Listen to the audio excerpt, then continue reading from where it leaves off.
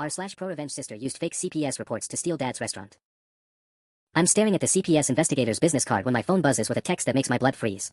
Asterisk, restaurant appraisal scheduled for Thursday. Buyer very interested. Keep quiet about our little arrangement. Asterisk. The message wasn't meant for me. It was meant for my sister Sarah. But she'd accidentally sent it to the family group chat instead of whoever this person is. My hands shake as I screenshot the message before she can delete it. 3 seconds later, her contact shows she's typing frantically. The message disappears from the chat. Too late, Sarah. Everything okay, kiddo? Dad asks from behind the restaurant counter, where he's been obsessively cleaning the same spot for the past 10 minutes. He's lost 15 pounds since the first CPS visit 2 months ago. The stress is eating him alive. Yeah, Dad. Just, work stuff. I slip the phone into my apron pocket, mind racing. This is our 4th CPS investigation since Sarah waltzed back into our lives 6 months ago, suddenly interested in her rightful inheritance. For anonymous reports claiming Dad is mentally unstable, unsafe around customers, neglecting basic care for himself.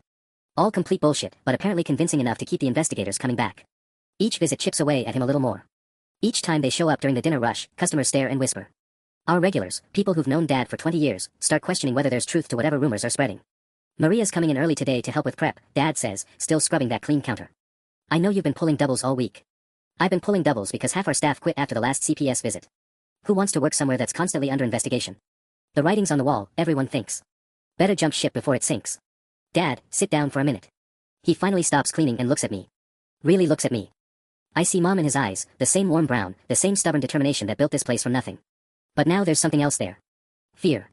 They're going to come back, aren't they? He asks quietly. I don't know. It's a lie. Sarah's pattern is every 3 weeks. We're due.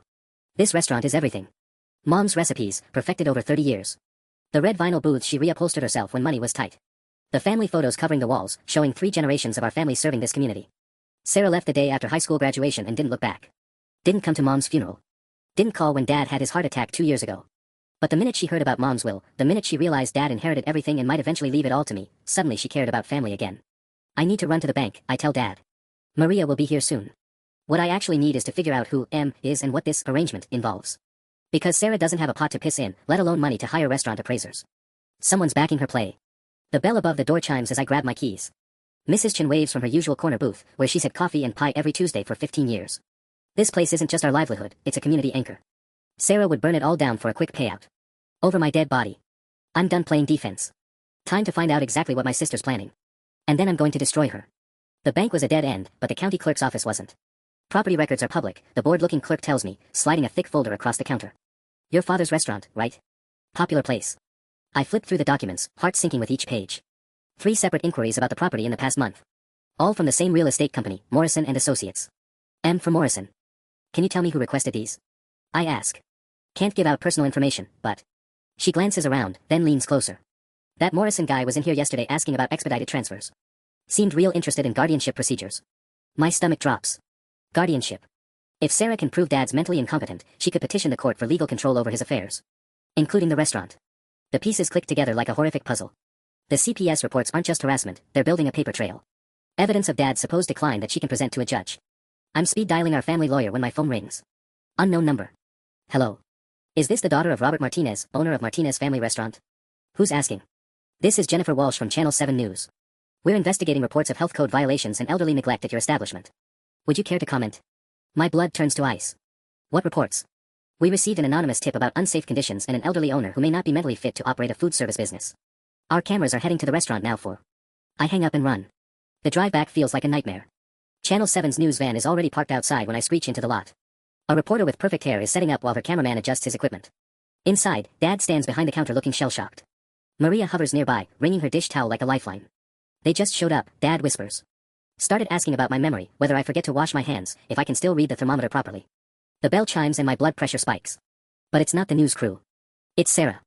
She glides in like she owns the place, designer purse slung over her shoulder, fake sympathy plastered across her face. Dad, I heard there might be some trouble. I came as soon as I could. The audacity is breathtaking. She's watching her handiwork unfold in real time. How did you even know? I ask. Know what? But her eyes dart toward the window where the news crew is visible. Sarah, honey, Dad says, and the relief in his voice makes me sick. Despite everything, he still wants to believe in her. The reporters are asking about health violations. I don't understand where this is coming from. Oh, Dad. She reaches for his hand. Maybe it's time to consider that running a restaurant is becoming too much stress. You've been through so much with Mom's passing, and now with your health. His health is fine, I snap. Is it, though? Sarah's voice drops to that concerned sister tone that makes my skin crawl. The memory issues, the confusion, the way you've been struggling to keep staff. Maybe selling would be the best thing. I know some people who might be interested in taking over. Keep it in good hands. There it is. The sales pitch, delivered while news cameras wait outside to document Dad's supposed incompetence. I'm not selling, Dad says firmly. Sarah's mask slips for just a second. We'll see. The door chimes again. This time it really is the reporter. Mr. Martinez. We'd like to ask you a few questions. I step between the reporter and my father, but she's already rolling. Mr. Martinez, we've received reports that you've been exhibiting signs of cognitive decline while operating a food service establishment. How do you respond to allegations that you've forgotten basic food safety protocols? Dad's face crumbles. Behind the reporter, I catch Sarah's reflection in the window, she's smiling. What allegations? Dad stammers. I've been running this restaurant for 28 years. Never had a single health violation. Our source indicates there have been multiple wellness checks by Child Protective Services. Can you explain why your mental fitness has become a concern for local authorities? The blood drains from Dad's face. I want to shove this vulture out the door, but making a scene will only give her more footage. There's been a misunderstanding, I say firmly. My father is completely competent. This restaurant maintains an A rating with the health department. The reporter turns her predatory gaze on me. And you are? His daughter and business partner. Are you concerned about your father's ability to safely serve the public? It's a trap question. Whatever I say gets twisted. If I defend him too strongly, it looks defensive. If I acknowledge any struggles, it becomes a sound bite. My father is one of the most dedicated restaurateurs in this city, I say carefully. Anyone suggesting otherwise doesn't know him. But Sarah steps forward, right into camera range. As his eldest daughter, I have to say I've noticed some troubling changes. Memory lapses, confusion about basic procedures. I've been trying to get him help, but he's resistant to accepting that he might need assistance. I stare at her in shock. She's actually doing this. On camera. Throwing our father under the bus for an audience of thousands. That's a lie, I say, but the reporter's already latching onto Sarah like a tick. You've witnessed these incidents firsthand. Unfortunately, yes. Just last week he couldn't remember how to work the new register system. He got frustrated and started yelling at customers. Sarah's voice breaks with manufactured emotion. I love my father, but I'm worried about public safety. Dad makes a choking sound. The register she's talking about, we replaced it 3 weeks ago, and he mastered it in 2 days. But she's twisting his normal learning curve into evidence of dementia. Sarah, stop, I hiss. I can't stay silent anymore, she continues, tears actually forming in her eyes. Someone has to speak up before people get hurt. Before Dad hurts himself. The reporter eats it up. Have you considered seeking guardianship to ensure your father gets proper care? My heart stops. She's leading Sarah exactly where Sarah wants to go. It's something I've been forced to think about. I never wanted it to come to this, but family has to protect family, even when it's painful. You conniving bitch, I breathe. The cameraman swings toward me, catching my outburst. Perfect. Now I look like the unstable one. I think that's enough, Dad says quietly, but his voice lacks conviction. Sarah's performance is so believable that even he's starting to doubt himself. Mr. Martinez, would you be willing to take a cognitive assessment on camera to address these concerns? The reporter presses. It's the final humiliation. Make him perform like a trained SEAL to prove his competence, or let his refusal stand as evidence of decline. Get out, I say. All of you. This is a private business. We're on public property, the reporter replies smoothly. The dining room isn't public property. You're trespassing. But the damage is done. They have their story. Concerned daughter tries to help declining father while defensive daughter enables dangerous situation. The news crew packs up, but Sarah lingers. This didn't have to be so hard, she tells me quietly. I'm trying to help. You're trying to steal his life. She shrugs. Same thing, really. That's when I know I'm going to war. The news segment airs at 6 o'clock. I watch it alone in my apartment, gripping a glass of wine so hard I'm surprised it doesn't shatter. They used every word Sarah said. Every manufactured tear, every calculated accusation. Dad looks confused and fragile on camera, exactly like someone who shouldn't be trusted with public safety. I look unhinged, swearing, and defensive. The comments section under the online article makes me sick. Someone needs to shut that place down. Elder abuse is real, that daughter is just protecting her inheritance. I ate there last month and the old man did seem off. My phone rings. Morrison and Associates. Miss Martinez. This is David Morrison. I think we should talk. About what? Your family's situation. I represent some investors who might be able to help resolve this difficult transition period. The sheer audacity. You mean the vultures circling to buy Dad's restaurant for pennies? I prefer to think of us as problem solvers. Your sister has painted a picture of a family in crisis. We can offer a solution that benefits everyone. Let me guess, you buy the restaurant for half what it's worth, and Sarah gets a finder's fee. Business is rarely personal, Miss Martinez. But family dysfunction can destroy everything if left unchecked. We've seen it countless times. I hang up, but he calls back immediately. Your father's competency hearing is scheduled for next Friday. The words hit like ice water. What hearing? Your sister filed a petition yesterday. Didn't she mention it? Emergency guardianship proceedings, given the public safety concerns raised in today's news report. My legs give out. I sink onto my couch as the room spins. That's impossible. You can't just schedule a competency hearing in a week. You can when there's documented evidence of ongoing cognitive decline, multiple CPS investigations, and public endangerment concerns. Your sister provided quite a comprehensive file. The son of a bitch is enjoying this. He's probably sitting in his office, feet up on his desk, watching my world implode in real time. The hearing's Friday at 2 p.m., courtroom 3B. I'd suggest you secure legal representation. This doesn't have to drag out if your father accepts the inevitable gracefully. He hangs up before I can tell him exactly where he can shove his advice. My hands shake as I call our family lawyer, but it goes straight to voicemail. Of course, it's after 7. I leave a frantic message about the hearing, then call Dad. Did you watch the news? I ask when he picks up. No. His voice sounds hollow. I couldn't. Dad, Sarah filed for emergency guardianship. There's a hearing Friday. Silence stretches so long I think the call dropped. Dad? She's really doing this. It's not a question. The last piece of his denial finally crumbling. We're going to fight it. I've called Patterson, left a message. We'll get through this. Will we? He sounds older than I've ever heard him. Maybe she's right. Maybe I am losing it. I couldn't remember Mrs. Chen's usual order yesterday. I've made her the same pie for 15 years, but I just blanked. Dad, you were stressed. Anyone would. What if I am becoming a danger? What if people get sick because I can't remember the cooking temperatures anymore? This is how they win. Not through legal maneuvering, but by making him doubt himself until he surrenders. You're not losing it, I say firmly. You're being gaslit by someone who wants to steal everything Mom built. Your sister wouldn't. Yes, she would. She absolutely would. But even as I say it, I hear the doubt creeping into my own voice. Sarah's performance today was flawless. If she can convince a judge the way she convinced those reporters, we're screwed. I need something bigger than just defending Dad's competence. I need to prove Sarah's fraud. And I have less than 6 days to do it. The law office smells like leather and disappointment at 7 a.m. Patterson looks like he aged 10 years overnight. I won't lie to you, he says, spreading documents across his mahogany desk. This is bad. Your sister filed under emergency provisions, claiming imminent public danger. I lean forward, studying the petition. It's thorough. Terrifyingly thorough. She has documentation going back 3 months. CPS reports, witness statements from former employees, even medical records. What medical records? Dad hasn't seen a doctor recently. Patterson's expression darkens. Emergency room visit from 6 weeks ago. Your father was brought in after a customer called 911, claiming he seemed disoriented and was clutching his chest. My stomach drops. I remember that day. Dad had been stressed about a supply delivery mix-up, and Mrs. Rodriguez panicked when she saw him rubbing his chest. The EMT said it was just heartburn, but Sarah's spinning it as a cardiac event that caused confusion. She's claiming you covered it up to protect the business. That's insane. The hospital cleared him completely. I know that. You know that. But combined with everything else. Patterson shakes his head. The judge will see a pattern of decline that you allegedly ignored while your sister tried repeatedly to intervene. He slides another document across the desk. This is the real problem. It's a psychiatric evaluation. Requested by Sarah 3 weeks ago, performed by Dr. Margaret Chen, no relation to our customer Mrs. Chen, just the universe's twisted sense of humor. She can't force him to undergo psychiatric evaluation, I protest.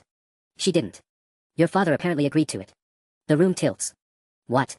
According to this, Sarah brought your father to Dr. Chen's office, claiming you were both concerned about his memory. Your father consented to the evaluation, thinking it would put everyone's minds at ease. I scan the report, each word a nail in our coffin. Mild cognitive impairment consistent with early-stage dementia, episodes of confusion and short-term memory loss. Patient appears unaware of the severity of his condition. This is fake, I whisper. This has to be fake. The doctor is licensed and respected. No history of malpractice or ethical violations. But something's off. I read the report again, focusing on details rather than devastating conclusions. Patterson, look at this. She says Dad couldn't remember what your mom died.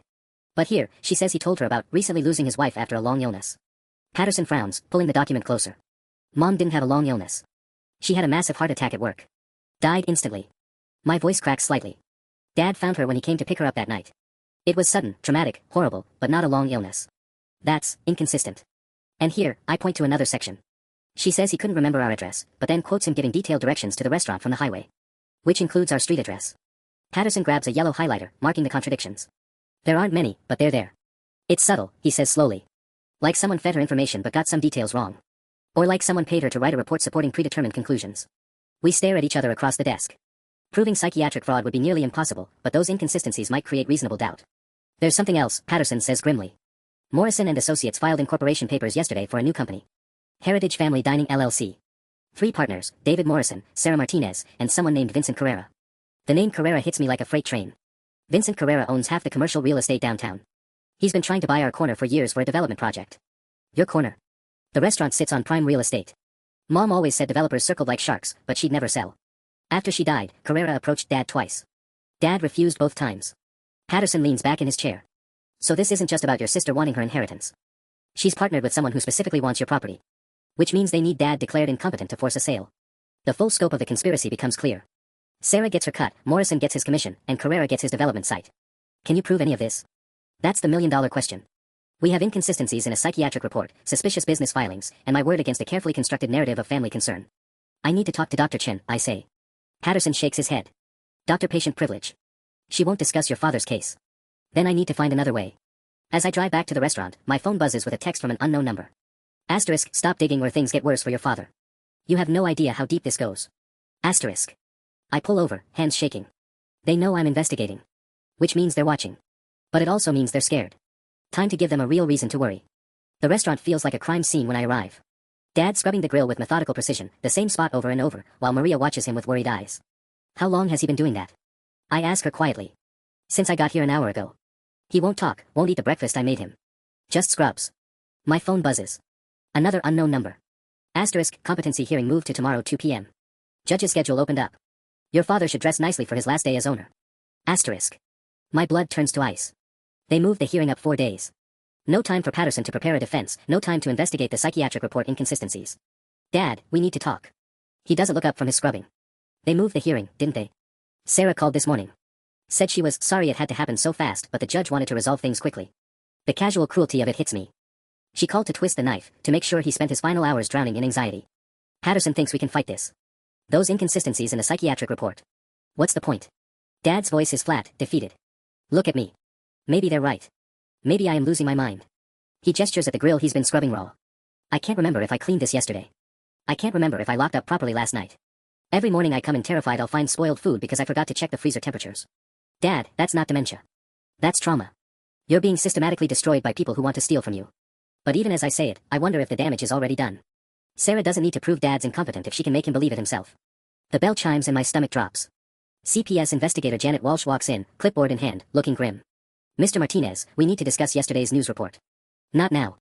Not when we're hanging by a thread. There have been additional complaints since the story aired, Walsh continues. Customers claiming they've witnessed concerning behavior over the past few months. What customers? I demand. She flips through her papers. Anonymous reports through our hotline. Someone claiming you served them cold food because your father forgot to turn on the heating lamps. Another saying he couldn't make change correctly and became agitated when they pointed it out. None of it rings true, but the timing is perfect. The news story opened the floodgates for anyone to call in anonymous concerns. I need to observe your father during normal operations, Walsh says. Judge's orders. My phone rings. Patterson. They're moving fast because they know we're onto something, he says without preamble. I've been digging into Dr. Chen. She's treated 3 other elderly business owners in the past year. All were declared incompetent. All had their businesses sold within months. That can't be coincidental. It's not. I found a connection. Dr. Chen's brother owns a medical supply company. Guess who's been providing equipment for Vincent Carrera's development projects? The conspiracy runs deeper than I thought. But knowing about it and proving it are different things. Patterson, CPS is here doing an observation. The hearing's tomorrow. Shit. Don't let your father sign anything. Don't let them provoke him into an outburst. Just survive the next 24 hours. I hang up and find Walsh watching Dad like a hawk. He's explaining our prep procedures, voice shaky but coherent. Every stumbled word, every moment of hesitation gets noted on her clipboard. Then the lunch rush starts, and everything falls apart. Dad freezes at the register when Mrs. Patterson orders her usual chicken sandwich. His hands shake as he tries to remember the price. The delay causes a backup, customers start grumbling, and Walsh scribbles frantically. I want to help, but any intervention will look like covering for his incompetence. That's when I see her. Sarah, sitting in the parking lot in a black sedan, watching through the window with cold satisfaction. She orchestrated this. The timing, the CPS visit, everything designed to create the perfect storm of public humiliation. But as I watch my father struggle and my family's legacy crumble, something crystallizes inside me. They want a war. They're about to get one. I watch Sarah through the window, and something inside me snaps into crystal clarity. She's not just watching Dad struggle, she's recording it. Phone held up, capturing every stumbled word, every confused pause. Evidence for tomorrow's hearing. Maria, I whisper, take over the register. Now. I slip out the back door and circle around to the parking lot. Sarah's so focused on filming Dad's humiliation that she doesn't notice me approaching her passenger side. I yank the door open and slide in before she can react. What the hell? Keep filming, I say calmly. I want to ask you something while you're recording. Her thumb hovers over the stop button, but she's curious enough to keep rolling. When exactly did you take Dad to see Dr. Chen? I don't know what you're talking about. The psychiatric evaluation. The one where Dad supposedly told her mom died from a long illness. I lean closer. Except Mom died instantly from a heart attack. You'd know that if you bothered showing up to her funeral. Sarah's face goes pale, but she recovers quickly. Dad's confused about a lot of things these days. Really? Because according to Dr. Chen's report, this evaluation happened 3 weeks ago. But 3 weeks ago, you were in Phoenix. I have your social media posts to prove it. It's a bluff, but it lands. Sarah's jaw tightens. So either you can teleport, or someone else took Dad to that appointment claiming to be you. I smile coldly. Wonder what Dr. Chen would say if we showed her a current photo of you. Sarah stops recording, but I'm just getting started. Vincent Carrera's been trying to buy our corner for 5 years. Morrison and Associates specializes in forced property sales. And you, broke, desperate you, suddenly have enough money for psychiatric evaluations and property appraisals. I pause. How much are they paying you to destroy Dad? You can't prove any of that. Maybe not today. But I've got 18 hours before that hearing, and you just gave me a roadmap. I climb out of the car, but she grabs my arm. You don't understand, she hisses. This isn't just about the restaurant anymore. I owe people money. Serious people. This deal has to happen. For a split second, I see genuine fear in her eyes. Then it's gone, replaced by cold calculation. Walk away, little sister. Take whatever Dad gives you and disappear. Because if you cost me this payday. She doesn't finish the threat, but the implication hangs between us. I head back inside, mind racing. Sarah's not just greedy, she's desperate. Which makes her infinitely more dangerous. The CPS observation wraps up with Walsh looking concerned and Dad looking defeated.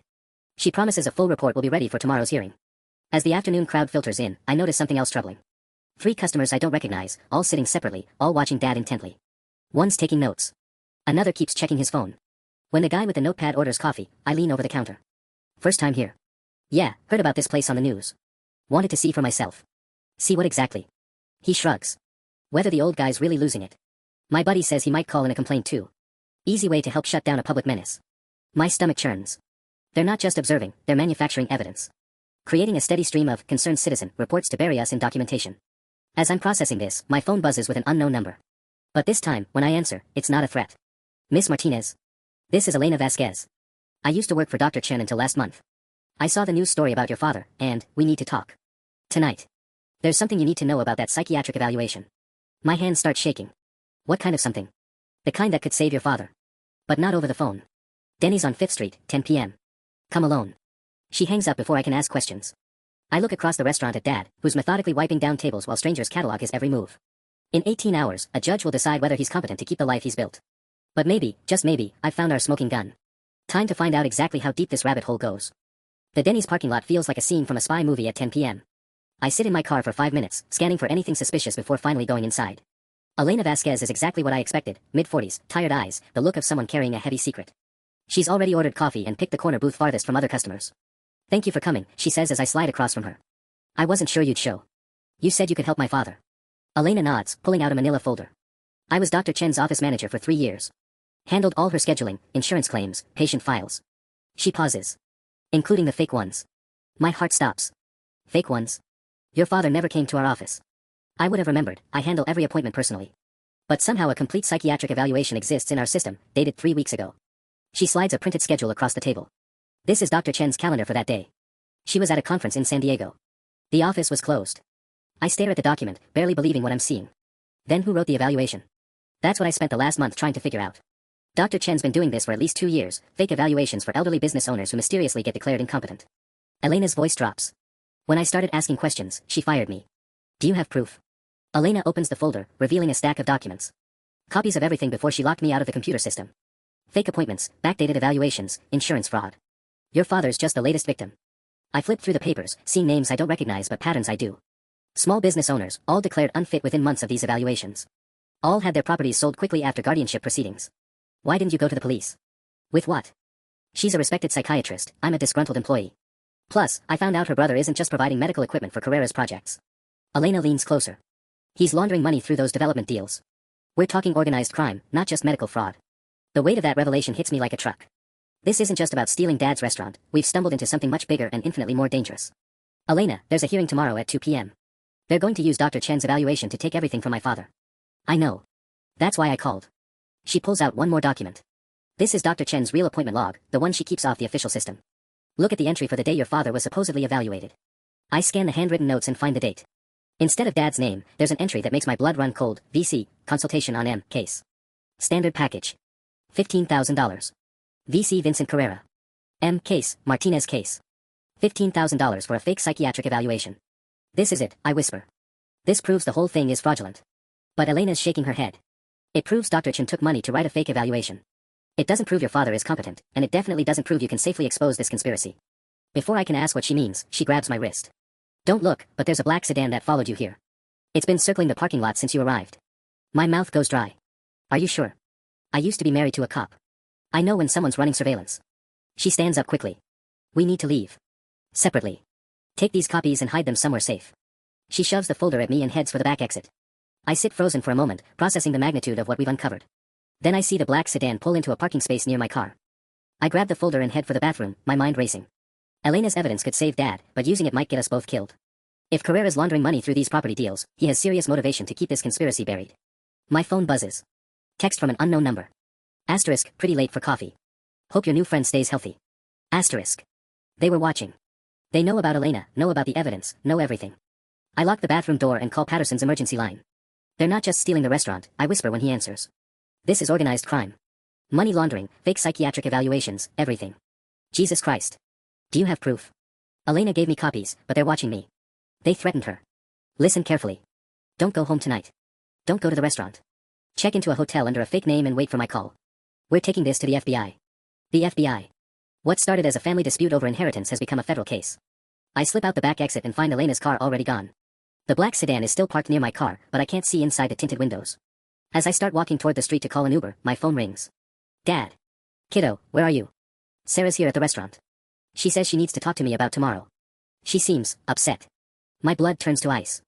Sarah doesn't know about Elena yet, but if they've been watching me, it's only a matter of time. Dad, don't sign anything. Don't agree to anything. I'm coming. She's crying, honey. Saying she's sorry about how things got out of hand. It's a trap. It has to be. But Dad's voice tells me he's already falling for it. I'm 2 miles from the restaurant with no car and evidence that could either save us or get us killed. And Sarah's alone with my father. I flag down the first cab I see, throwing $20 at the driver before I'm even fully in the seat. Martinez Family Restaurant, and please hurry. The folder of evidence burns against my chest where I've tucked it under my jacket. Every red light feels like an eternity while Sarah works whatever manipulation she's planned on Dad. When we pull up, I see her rental car parked right next to Dad's truck. The restaurant lights are on, but the closed sign is flipped. Through the window, I can see them sitting in a booth, Sarah leaning forward with tears streaming down her face, Dad reaching across to pat her hand. The picture of a concerned daughter and her confused father. I slip in through the back entrance, moving quietly through the kitchen. Their voices carry clearly in the empty dining room. I never wanted it to come to this, Sarah's saying, her voice thick with manufactured emotion. But when I saw you struggling today, when that CPS lady looked so worried. Dad, I can't watch you hurt yourself anymore. I know, sweetheart. Maybe you're right. Maybe it's time. My heart sinks. She's wearing him down, making surrender seem like his idea. The lawyers say if you voluntarily transfer guardianship, it'll be so much easier. No court battle, no more investigations. We can sell the restaurant to someone who'll take good care of it. There it is. The real pitch. Make him sign over control voluntarily so there's no messy hearing where evidence might surface. I step into the dining room. Don't do it, Dad. Sarah jumps, her tear-streaked face instantly hardening. Where have you been? Dad's been worried sick. I'll bet. I keep my distance from both of them, the folder still pressed against my ribs. What exactly are you asking him to sign, Sarah? She slides some papers across the table toward Dad. Just a simple guardianship transfer. To make things easier for everyone. I catch a glimpse of the letterhead, Morrison and Associates. Of course. Dad, those papers will give Sarah complete control over your finances, your property, everything. Including the restaurant. It's temporary, Sarah insists. Just until Dad gets the help he needs. Help from who? Dr. Chen. The psychiatrist who never actually met him. Sarah's face goes white. What are you talking about? I'm talking about the fact that Dr. Chen was at a conference in San Diego when she supposedly evaluated Dad. I'm talking about the $15,000 Vincent Carrera paid her for a fake psychiatric report. Dad looks between us, confusion clouding his features. What psychiatric report? Sarah recovers quickly. Dad, you're confused again. Remember? I took you to see Dr. Chen 3 weeks ago. You were having those memory episodes. No, Dad says slowly. I'd remember going to a psychiatrist. Wouldn't I? The uncertainty in his voice breaks my heart. Sarah's gaslighting has been so effective that Dad questions his own memories. You wouldn't remember because you never went, I say firmly. Sarah, show him a photo from that appointment. Show him Dr. Chen's business card. Show him anything that proves you were actually there. I don't have to prove anything to you, Sarah snaps, her mask finally slipping completely. Dad, sign the papers. Tonight. Before she fills your head with more paranoid nonsense. That's when I notice something that makes my blood freeze. Sarah keeps glancing at her phone, checking the time. She's stalling, waiting for something. Or someone. Dad, we need to leave. Right now. Nobody's going anywhere, says a voice from the front entrance. A man in an expensive suit walks in, mid-50s, silver hair, cold eyes. Behind him are 2 younger men who definitely aren't lawyers. Vincent Carrera. And he doesn't look like he's here to negotiate. Miss Martinez, he says pleasantly, I believe you have something that belongs to me. The temperature in the room drops 10 degrees as Vincent Carrera's eyes lock onto mine. His smile belongs in a shark tank. Mr. Carrera, I say, keeping my voice steady despite my racing heart. Bit late for a business meeting, don't you think? Oh, this is very much a business meeting. He glances at the 2 men flanking him, they look like they bench press refrigerators for fun. You see, I've invested considerable time and resources into acquiring this property. Your sister assured me everything would proceed smoothly. Sarah won't meet my eyes. I told you she'd been asking questions. I tried to handle it. Yes, you tried. And failed. Carrera's tone makes Sarah flinch. Now Miss Martinez has been collecting documents that could prove inconvenient. Dad finally seems to grasp that something's seriously wrong. Sarah, who is this man?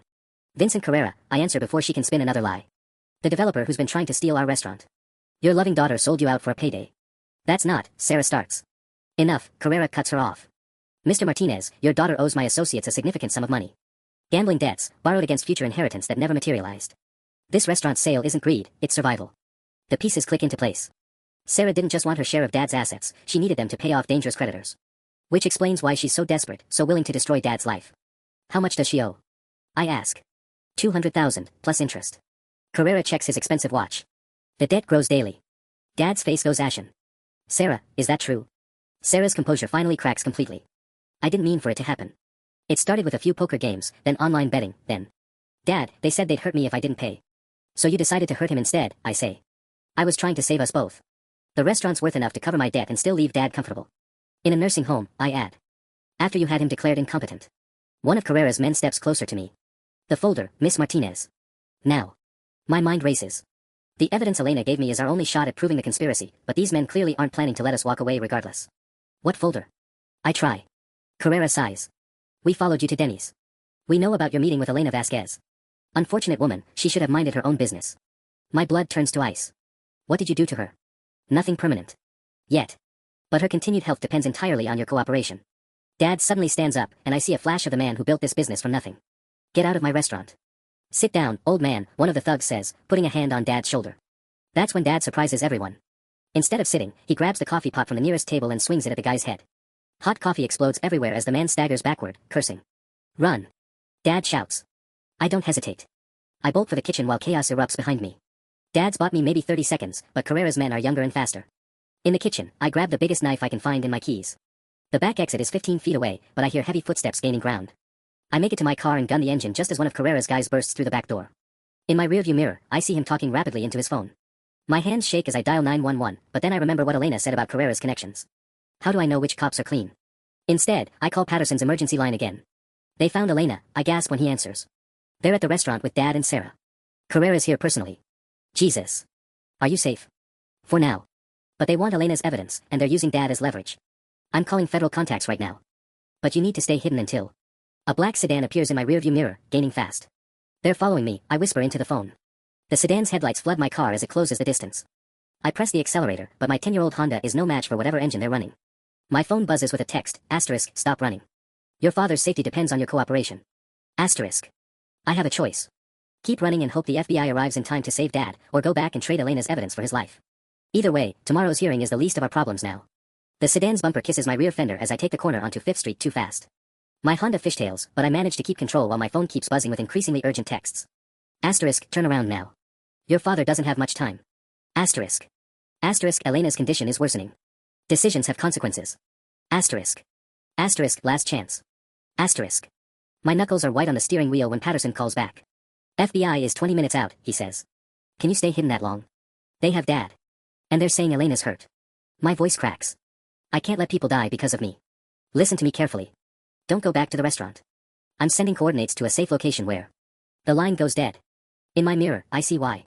The sedan just rammed my bumper hard enough to send my phone flying across the passenger seat. They're done playing games. I take a hard right into the industrial district, hoping to lose them in the maze of warehouses. But as I round the next corner, another black car is waiting, blocking the road ahead. I'm boxed in. My car skids to a stop between the two vehicles. In the sudden silence, I can hear my heart hammering against my ribs. The evidence folder is still pressed against my chest, Elena's proof of the conspiracy that's already cost too much. Men emerge from both cars, 4 of them total, moving with military precision. The one from the front car taps on my window with something metallic. Miss Martinez, let's discuss this like civilized people. I crack the window an inch. Where's my father? Safe. For now. But Mr. Carrera's patience has limits. He holds up a tablet showing grainy video feed. Dad's tied to a chair in what looks like a warehouse, Sarah's sitting nearby looking terrified. Your choice. The folder for your family. How do I know you'll let them go? You don't. But the alternative is watching your father suffer for your stubbornness. On the tablet, I see one of Carrera's men approach Dad with something in his hand. Dad's eyes go wide with fear. Stop. I shout. The man on the video pauses, looking directly at the camera. Waiting for orders. The folder, Miss Martinez. Now. My hands shake as I reach under my jacket. Elena risked everything to get me this evidence. Dad built his whole life around the restaurant. But watching him tied up and helpless, I know there's only one choice I can live with. I pull out the manila folder and hold it up. Let me talk to him first. Prove he's okay. The man with the tablet makes a call. A moment later, Dad's voice comes through the speaker, shaky but alive. Kiddo. Don't give them anything. This restaurant, it's not worth your life. Dad, I'm going to fix this. Your mother, she'd be so proud of how you fought. But sometimes the smart thing is knowing when to retreat. The connection cuts off. The man extends his hand expectantly. The folder. I'm about to hand it over when my phone buzzes with a text from an unknown number, asterisk, check your email. Elena didn't just give you copies. Asterisk. Elena. Still alive, still fighting. I fumble for my phone, opening my email app. There's a message sent an hour ago with dozens of attachments. Copies of everything in the folder, plus more documents I hadn't seen. And a note, asterisk, sent copies to FBI, State Attorney General, and 3 journalists. The evidence is already out there. Don't let them win. Elena, asterisk. I look up at the man waiting for the folder and smile. You know what? I changed my mind. Before he can react, I drop the folder out the window and slam my car into reverse, flooring the accelerator straight at the sedan behind me. Time to turn this chase around. My car slams into the sedan's front bumper with a crunch of metal and plastic. The impact throws me forward against my seatbelt, but adrenaline keeps me moving. I shift into drive and gun it toward the gap I've created. The men scramble to get back in their vehicles, shouting into radios. I have maybe a 10-second head start before they're mobile again. My phone rings as I weave through the industrial district. Patterson.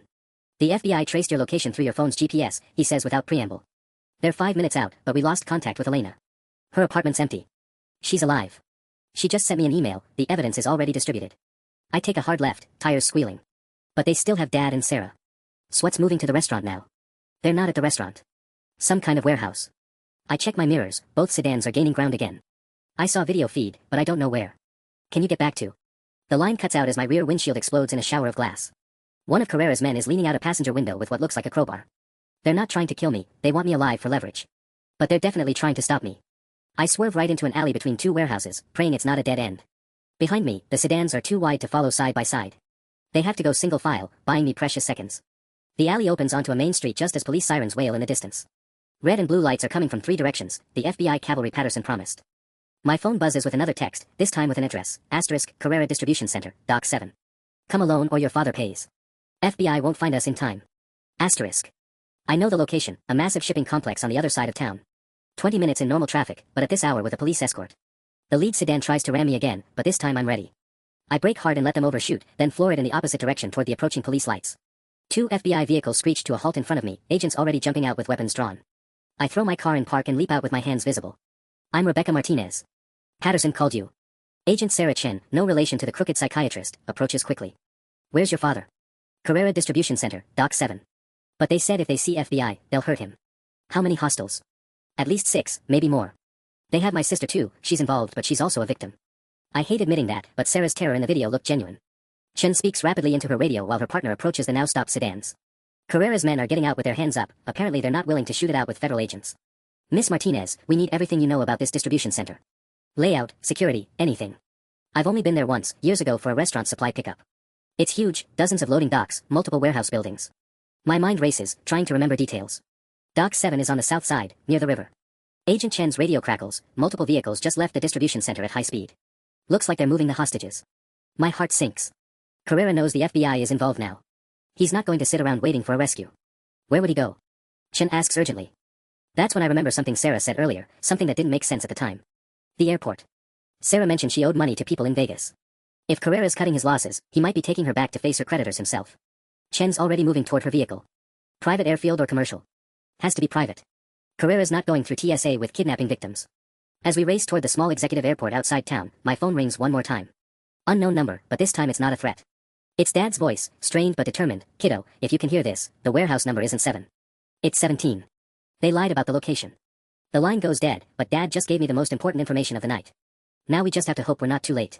The FBI convoy screeches into the executive airport just as a private jet's engines wind up on the tarmac.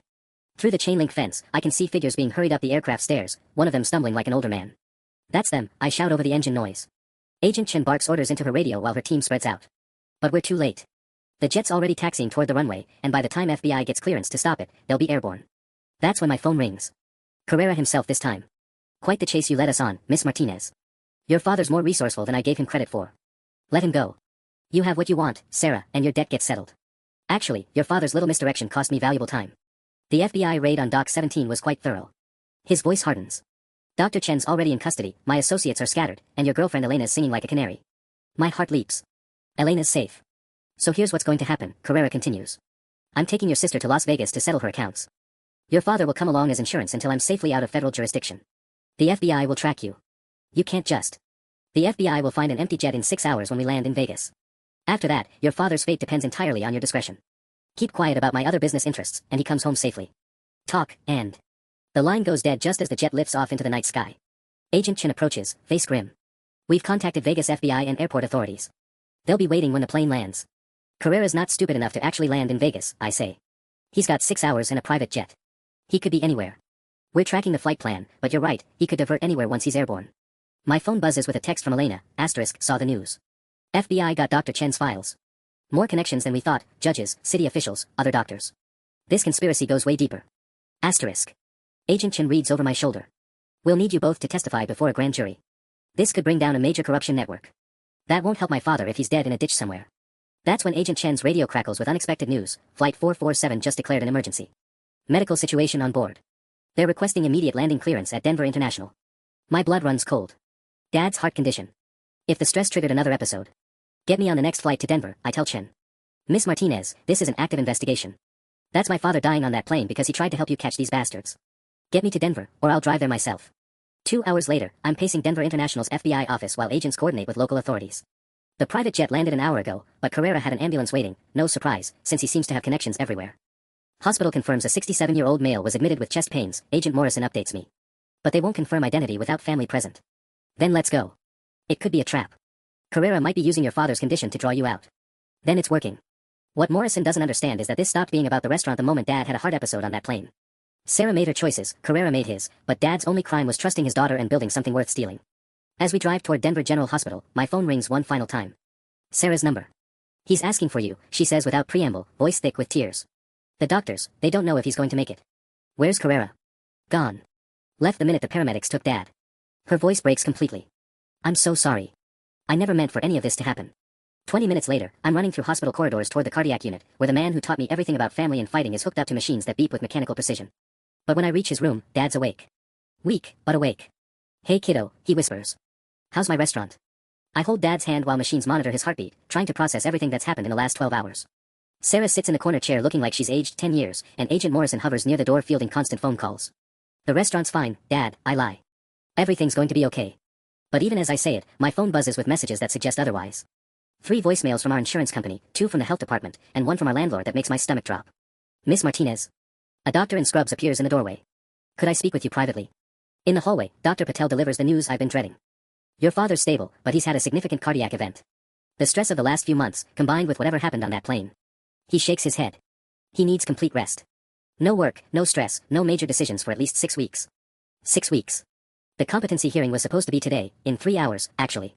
Even if we can prove the psychiatric evaluation was fraudulent, Dad's current condition gives Sarah's lawyers new ammunition. Doctor, is he mentally competent? Can he make legal decisions? Physically, he needs time to heal. Mentally, he's sharp as ever. But I'd strongly advise against any stressful legal proceedings right now. Agent Morrison approaches as the doctor walks away. We have a problem. Carrera's plane filed a new flight plan to Mexico. By the time we get international cooperation, he'll be long gone. What about his associates? Dr. Chen. Dr. Chen's talking, but she's just one piece. The judges who fast-tracked these competency hearings, the CPS workers who filed false reports, the city officials who approved Carrera's development permits, this network has been operating for years. My phone rings. Patterson, our lawyer. Thank God you're okay, he says. But we have an emergency. The competency hearing is still on for today. Judge Crawford refuses to postpone, and Sarah's new legal team is arguing that your father's hospitalization proves he's unfit. What new legal team? Morrison and associates hired backup counsel the minute Carrera's plane left Denver. They're claiming Sarah was coerced and is now the only family member capable of making decisions for your father. I look through the doorway at Sarah, who's staring at her hands like they're covered in blood. She can't just flip sides again. She can if she's scared enough. Rebecca, they're painting her as a victim of Carrera's intimidation who was forced to participate in the conspiracy. But now that she's free, she's doing the right thing by seeking guardianship to protect your father. The sheer audacity is breathtaking, even for Sarah. What do we need to do? Get to that courthouse. Elena's testimony about the fake psychiatric evaluation is our best shot, but we need your father's consent to proceed without him. I return to Dad's room, where a nurse is checking his for. Sarah looks up as I enter, and for a split second I see genuine remorse in her eyes. The hearing's still happening today, I tell Dad quietly. We can fight it, but I'm stuck in here looking exactly like someone who shouldn't be running a restaurant, he finishes. Sarah clears her throat. Actually, I've been thinking. Maybe I should withdraw the petition. Call the whole thing off. I stare at her. After everything you've done, now you want to back out. Carrera's gone. The debt collectors, they'll find other ways to get their money. But Dad almost died because of my choices. Agent Morrison steps into the room. Miss Sarah Martinez, I need to inform you that withdrawing the petition won't affect the federal charges you're facing. Conspiracy, fraud, elder abuse, we have enough evidence to prosecute regardless of the guardianship case. Sarah's face crumples. How long? That depends on your cooperation. Full testimony about Carrera's network, names and dates of everyone involved, that might reduce your sentence considerably. Dad squeezes my hand. Kiddo, go to that hearing. Fight for our restaurant. Whatever happens to Sarah, whatever happens to me, don't let them win. But as I'm gathering my things to leave for the courthouse, Agent Morrison pulls me aside with news that changes everything. We just intercepted communications from Carrera's plane. He's not heading to Mexico. He's coming back. The courtroom feels surreal after everything that's happened. Judge Crawford looks skeptical as Patterson presents Elena's evidence of the fraudulent psychiatric evaluation, while Sarah's new lawyer argues that Dad's hospitalization proves he needs protection. Your Honor, Patterson says, holding up the appointment logs, Dr. Chen was in San Diego when she supposedly evaluated Mr. Martinez. The entire psychiatric report was fabricated for money. But Sarah's attorney counters smoothly, even if that's true, Mr. Martinez is currently hospitalized with a serious heart condition brought on by stress. He clearly cannot handle the demands of running a restaurant. I'm about to stand and object when Agent Morrison bursts through the courtroom doors. Your Honor, I need to halt these proceedings. Vincent Carrera's plane just landed at the municipal airport. He's demanding the return of what he calls his property, meaning the Martinez restaurant deed. The judge frowns. I don't understand the connection. Mr. Carrera never intended to flee permanently, Morrison explains. He's been monitoring these proceedings remotely. If this guardianship goes through, he still has leverage to force the property sale through Sarah Martinez. I feel the blood drain from my face. Even behind bars, Carrera planned to win through the legal system he corrupted. That's when my phone buzzes with a text from Dad, asterisk, check myself out of hospital. On my way to courthouse. Time to end this. Asterisk. 10 minutes later, Dad walks into the courtroom looking pale but determined, still wearing his hospital bracelet. The murmur from the gallery is audible as he approaches the witness stand. Your Honor, Dad says clearly, I'm Robert Martinez, owner of Martinez Family Restaurant. I'm here to testify about my own competency. Sarah's lawyer objects immediately. Your Honor, Mr. Martinez just left the hospital against medical advice. This proves he lacks judgment. What it proves, Dad interrupts, is that I'll fight for what my wife and I built, even if it kills me. My daughter Sarah made mistakes, but she's still my daughter. Vincent Carrera is a criminal who preys on families like mine. Judge Crawford leans forward. Mr. Martinez, can you tell me today's date, where you are, and why you're here? Today is October 15th. I'm in district court defending my right to control my own property. And I'm here because my daughter was desperate enough to destroy our family for money she owed to dangerous people. He turns to look directly at Sarah, who's crying quietly in her chair. Sarah, I forgive you. But forgiveness doesn't mean giving you control over everything your mother and I sacrificed for. The judge studies Dad for a long moment. Mr. Martinez, the psychiatric evaluation suggests cognitive impairment. That evaluation was purchased by a criminal conspiracy, Your Honor. I may be old, I may be stressed, but I know exactly who I am and what I'm worth. Agent Morrison approaches the bench. Your Honor, we've arrested Vincent Carrera. In his phone, we found detailed plans to force this property sale regardless of today's outcome. Dr. Chen has confessed to fabricating at least 12 psychiatric evaluations over 2 years. Judge Crawford removes her glasses, looking exhausted. This court finds insufficient credible evidence of incompetency. The petition for guardianship is denied. The gavel comes down, and I finally exhale. 6 months later, Martinez Family Restaurant is busier than ever. The news coverage brought curious customers who stayed for Mom's recipes and Dad's stories. Sarah's serving 18 months in federal prison, but she writes regularly asking about new menu items. Elena got a job with the FBI's white-collar crime unit. Carrera got 15 years. And Dad? He's training our new assistant manager, a young woman whose family lost their business to a similar conspiracy 3 towns over. Kiddo, he says, watching me prep vegetables with the precision Mom taught me, your mother would be proud. We didn't just save the restaurant. We saved ourselves. The dinner rush is starting, regulars claiming their usual booths, and the register rings with the sound of a family business that refused to die. We didn't just win. We survived everything they threw at us, and came out stronger. Just like Mom always said we would.